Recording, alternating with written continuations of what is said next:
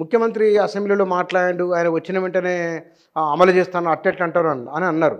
కానీ అసెంబ్లీలో chief minister తనకున్న పరిధి ఏమిటో తనకు తెలుసు. అక్కడ ఏవి చేయాలో ఏం చేసి చట్ట ప్రకారం చేస్తారు. తాను చేస్తానని చెప్పినప్పుడు మీరు ఎందుకు ఆహ్వానించట్లేదు? చాలామంది ఇది అట్టెట్ అంటాడు ఆయన అంటారు, ఎందుకు అనకూడదు? చేస్తా అని చెప్పినప్పుడు ఆయనకు చాలా పరిమితులు ఉంటాయి ముఖ్యమంత్రి అంటే ఆయనకు. ఎందుకంటే ఒక సుప్రీంకోర్టు జడ్జిమెంట్, అది హైకోర్టు ఇచ్చిన జడ్జిమెంట్ కాదు. హైకోర్టు అంటే ఆ రాష్ట్ర పరిధికే పరిమితం అవుతుంది. కానీ ఇది సుప్రీంకోర్టు జడ్జిమెంట్. ఆ సుప్రీంకోర్టులో 3 కీలకమైన అంశాల మీద సుప్రీంకోర్టు జడ్జిమెంట్ ఇచ్చింది. ఆ 3 కీలకమైన అంశాల్లో ఈయనది ఆల్రెడీ క్యాస్ట్ సెన్సస్ చేస్తున్నాడు. ఈయన బీసీలకే చేయలేదు. బీసీలకు మేము చేసి 42% ఇస్తా అన్నాడు.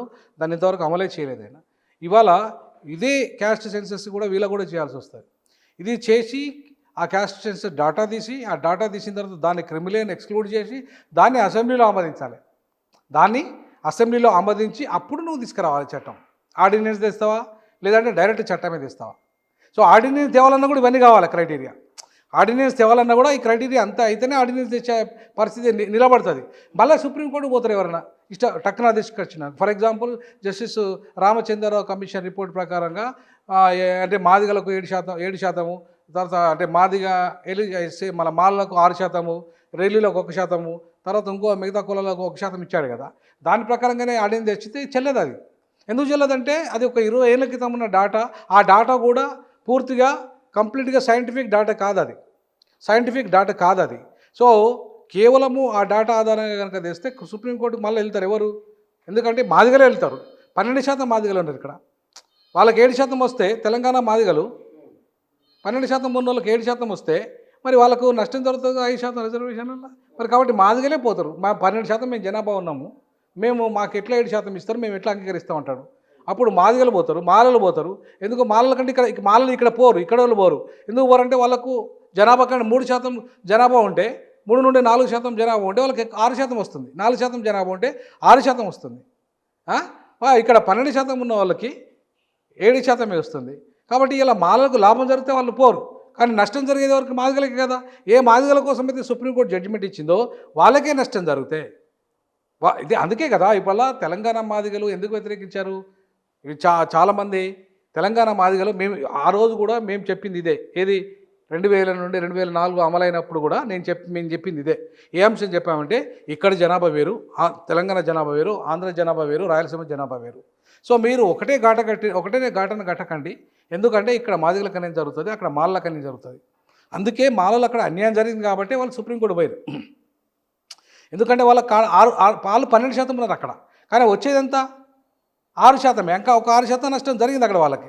ఇక్కడ మాదిగలకి 12% ఉంటే వచ్చింది 7%. అంటే ఇక్కడ 5% నష్టం జరిగింది మాదిగలకు. అంటే మాదిగలకు రావాల్సిన వాటా జస్టిస్ రామచంద్రరావు కమిషన్ ప్రకారంగా రాలేదు. దానితోనే ఇవాళ తెలంగాణ మాదిగ దండోరా అనేది ఏర్పడ్డది. తెలంగాణ మాదిగ దండోరా అనేది ఎందుకు ఏర్పడ్డది ప్రత్యేకంగా అంటే జనాభా దామాష పద్ధతిలో మీరు అన్నారుగా కృష్ణమాది గారు, అది జనాభా దామాష పద్ధతిలో లేదు. ఈ జనాభా దామాష పద్ధతిలో మాకు వాటా కావాలని చెప్పేసి తెలంగాణ మాదిగ దండోరా ఏర్పడ్డది. సో నేను కూడా ఏం చెప్పాను, మీరు అడ్వైజరా? నేను దానికి అడ్వైజర్. దానికి నేను చెప్పింది కూడా అదే, ఎవరి జనాభా ఎంతో వారికి అంత వాటా. ఇవాళ చంద్రబాబు నాయుడు గారు ఈరోజు జిల్లా యూనిట్ చేసుకొని నేను చేస్తా అంటున్నాడు. మేము ఈ అంశాన్ని 2001 చెప్పినాం, 2001లోనే చెప్పినాం. ఎందుకు 2001 చెప్పినాం అంటే జిల్లా యూనిట్ అంటే మళ్ళీ దానికి ప్రత్యేక అమెండ్మెంట్లో అవన్నీ వచ్చే అవసరం లేదు. జిల్లా అసలు దానికి ఏ సుప్రీంకోర్టుతో కూడా పని లేదు, పార్లమెంటుతో పని లేదు, రాజ్యసభతో పని లేదు, స్పెషల్ మెజార్టీతో పని లేదు. జిల్లాని యూనిట్ చేసుకోవాలంటే ముఖ్యమంత్రి పరిధి, అది ముఖ్యమంత్రి పరిధి. జోనల్ సిస్టమ్ ఉంటుంది. ఆ జోనల్ సిస్టంలో ముఖ్యమంత్రి గారు జిల్లాలో ఉన్న పాపులేషన్ తెప్పించుకొని, కలెక్టర్ల ద్వారా తెప్పించుకొని ఇమ్మీడియట్లీ ఆయా జిల్లా యూనిట్ చేసుకొని ఎవరి జనాభా ఎంత ఉందో వాళ్లకు దాన్ని ఏబిసిడి చేసుకోవచ్చు. అది కూడా ఈజీ ప్రాసెస్. దానికి కేవలము ఆయన ఒక రెజల్యూషన్ పాస్ చేసుకోవాలి అంతే. ఒక రెజల్యూషన్, క్యాబినెట్ రెజల్యూషన్ ప్రెసిడెంట్ పంపాలి, ప్రెసిడెంట్ ఆమోదిస్తారు అంతే. అది సింపుల్గా అయిపోయినాయి అది. దానికి అంటే ఇప్పుడు ఈ 30 ఏళ్ళు పట్టేది కాదు, 3 రోజులు అయిపోతుంది. అది 3 days, అంతకంటే ఎక్కువ పట్టదు. కానీ 30 ఏళ్ళ దాకా ఇవాళ ఎందుకు వచ్చిందంటే 341 సవరణ అనేది కృష్ణమాది గారు డిమాండ్ చేశారు. పార్లమెంట్లో చట్టం అని చెప్పారు. 340 అంటే పర్మనెంట్ సొల్యూషన్. అది పార్లమెంట్లో చట్టం రావడం అనేది పర్మనెంట్ సొల్యూషన్ అన్నట్టు.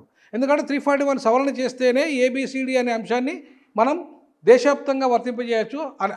అప్పుడు రాష్ట్ర ప్రభుత్వాలు అసెంబ్లీ తీర్మానాలు చేయాల్సిన అవసరం లేదు, ఒకసారి పార్లమెంట్లో చట్టం అయితే. కాబట్టి అక్కడ పర్మనెంట్ సొల్యూషన్ అవుతుందని మేము కూడా ఆశించినాం.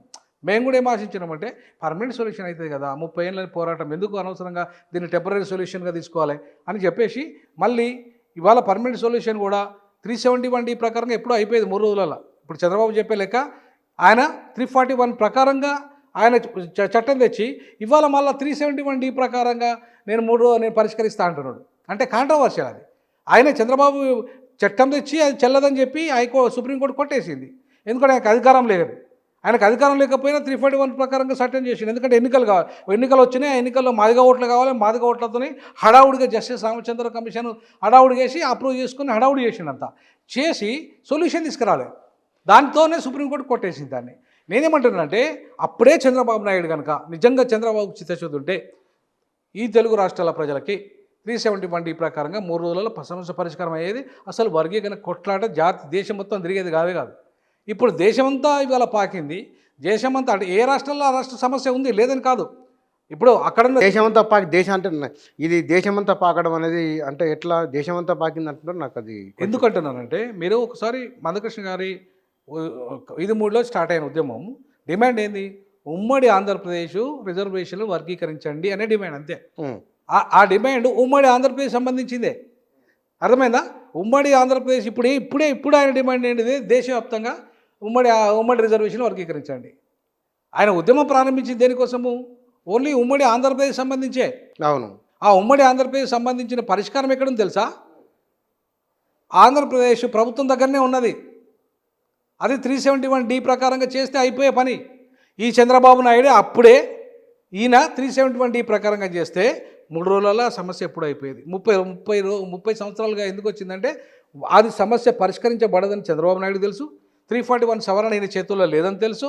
ఆయనకు అధికారం లేదని తెలుసు. ఆయన తీసుకురాగలిగిండు, చేసిండు, సుప్రీంకోర్టు కొట్టేసింది. అప్పటి నుండి రగిలిన ఈ సెగ మళ్ళీ మా కృష్ణన్న కూడా 371D ప్రకారంగా నేను 2001 నుండి చెప్తున్నా, ఆయన వినలేదు. వినకుండా ఏం చేశాడు? 341 అన్నాడు. మరి ఉమ్మడి ఆంధ్రప్రదేశ్ వర్గీకరణ ఉన్నవి దేశం మొత్తం ఏమవసరం నీకు? దేశం మొత్తం వర్గీకరణ చేయమని చెప్పేసి ఎందుకు కొట్లాడినావు? అంటే ఇక్కడ దేశవ్యాప్తంగా రిజర్వేషన్ ఫలాలు అందుకోని వారు, విస్మరణకు గురైన వారికి ప్రయోజనం జరగొద్దా? 100% జరగాలి.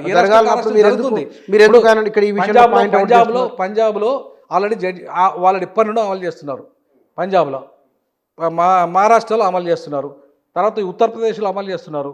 కృష్ణమాదికి సంబంధం లేదు. ఇవన్నీ కృష్ణమాదికి సంబంధం లేదు. బీహార్లో అమలు చేస్తున్నారు. తర్వాత మన పక్కకున్న తమిళనాడులో అమలు చేస్తున్నారు. ఎందుకో కానీ కొంత మీలాంటి వాళ్ళు ఈ సుప్రీంకోర్టు తీర్పు వచ్చినప్పటి నుంచి కృష్ణమాదిగ సెంటర్కి చాలా విమర్శలు చేస్తున్నారు. ఎందుకంటే ఆయన పర్మనెంట్గా పార్లమెంట్లో చట్టం తెస్తానని హామీ ఇచ్చారు. దాంతో నేను కూడా ఏమనుకున్నా అంటే పర్మనెంట్గా సొల్యూషన్ ప్రాబ్లం సాల్వ్ అవుతుంది అనుకున్నా. కానీ మళ్ళీ మొదటికి వచ్చింది ఎవరం.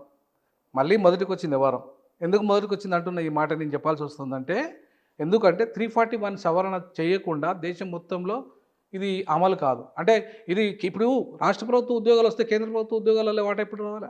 రాష్ట్ర ప్రభుత్వాలలో ఇప్పుడు వర్గీకరణ ఇప్పుడు రేవంత్ రెడ్డి గారు చేస్తారు. కేంద్ర ప్రభుత్వ ఉద్యోగాలు ఎట్లా రావాలా వాటా?